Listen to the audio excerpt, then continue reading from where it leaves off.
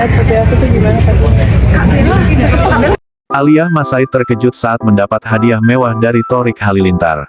Momen itu diunggah Alia di akun Instagram miliknya.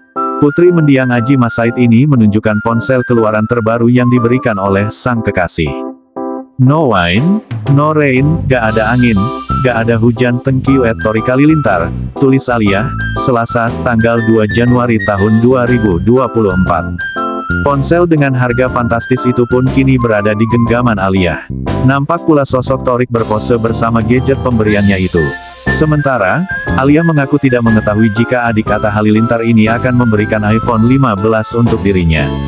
Dia pun terkejut saat Thorik memberikan hadiah tersebut ketika mereka makan bersama.